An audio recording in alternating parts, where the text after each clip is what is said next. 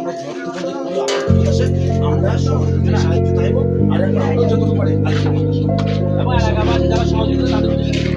আসসালামু আলাইকুম রহমতুল্লাহ সমাজী যারা আর্থিক সহযোগিতা করেছেন তাদের জানাই এবং তাদের কৃতজ্ঞতা জানাই যে আমরা যারা বলতো এলাকার জন্য সহযোগিতা করেছেন তাদেরকে আমি অসংখ্য ধন্যবাদ জানাই যে আজকে 5 দিন ধরে দীর্ঘদিন 5 দিন ধরে যারা কষ্ট করছে তাদের কষ্ট এই যে কথা বলতো এটা আসলে প্রতি এলাকায় হয় না কাঞ্চননগর আব্বাস যে কথা বলতো আজও পর্যন্ত যে আছে আমরা যে কথা বলতে যে কাজ করতেছি সবাই ভালো থাকবেন আসলে আমরা অনেক কষ্ট করে দেখতেছি মাসখালি উঠতেছি এখানে হাসি ঠাট্টা করতে যাচ্ছি না আমরা পার্কে বেড়াতে যাচ্ছি না যাচ্ছি অসহায় মানুষের পাশে দাঁড়ানো অসহায় মানুষের পাশে দাঁড়ানো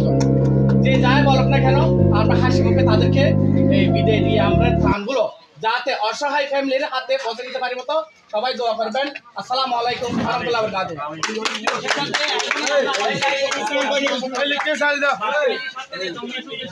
ইনশাআল্লাহ